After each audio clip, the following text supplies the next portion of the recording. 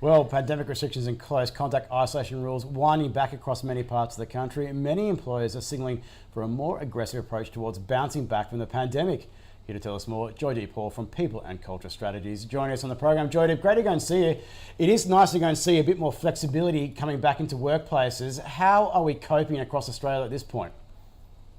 Yeah, I think that it's been a challenging couple of months. A lot of employers were hot to trot to make 2022 the year where all of the challenges of the previous 2 years would be put behind them.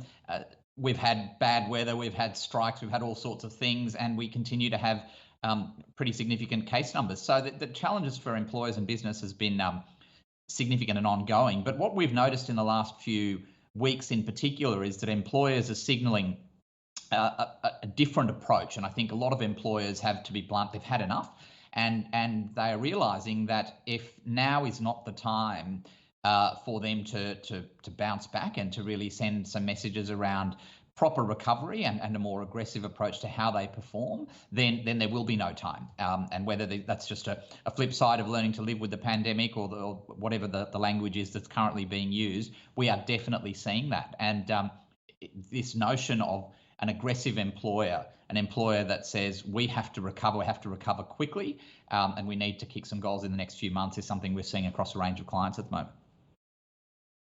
I totally take your point. We've been through Christmas, and then we were still dealing with Omicron, but now we've got Easter under our belt. It is back to work. The traffic is up in the city, as you'll know as well, Joydeep.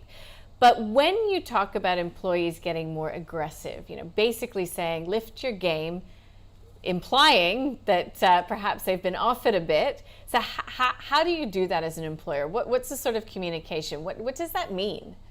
Yeah, it's a very good question. And I think what we're going to see, and this is both an opportunity and a challenge for these employers, is that it's all well and good to say that this is something you need to do. And the vast majority of workforces, I think, will understand that their employers are probably feeling this way. But employers have a huge communication challenge here. They will need to explain exactly what it is that they are looking for in terms of the output from people. I mean, it's well and good to say that people have over the last 2 years been given a lot of benefits and privileges in terms of working from home and whatever else. And look, views might differ in relation to that, but a lot of employees would say, well, it's been very difficult for them personally. They've had a lot of challenges. They didn't necessarily cause or impose those changed working arrangements on themselves. So their appetite, as in the employee appetite, to respond to that challenge and say, hey, I'm right there with you as my employer and I'll do whatever you want me to, is not necessarily going to be there. So employers who are expecting that magically by clicking their fingers or saying everyone should know the challenges that we've been under for the next 2 years and we need to recover and bounce back, are not going to get there. The ones who are going to get there are the ones who will have a more graduated target setting approach, be very clear on what it looks like. They'll have to navigate some of these challenges around where people are going to be working from, which continues to be a live issue. And they've got to do so in a context where we've talked a lot about the Great Resignation. We've talked a lot about exceeding employee or increasing employee expectations from their employers. So none of it's going to be easy. Yeah, to go and wrap up on that very point, given that tension that exists, do you expect that will go and lead to more of that Great Resignation, more churn in the labour force? Yeah, I think so. And I think what we're going to see in the next few months in particular is a real separation, probably more so than ever, between those employers that are very clear on their employee value proposition, those who are collaborating with their workforce. And I'm not just talking in that touchy-feely way of being a nice or great place to work, but I'm talking about those who are harnessing the positive energy in terms of output and productivity from their employees for their business benefit.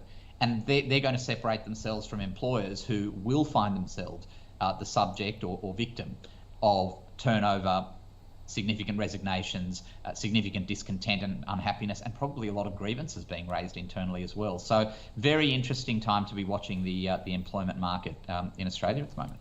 Yeah, do you think that also complicating or making this all possible is the fact that we've got an unemployment rate where it is near with a 3 in front of it and still borders closed? I mean, it is such a tight labour market.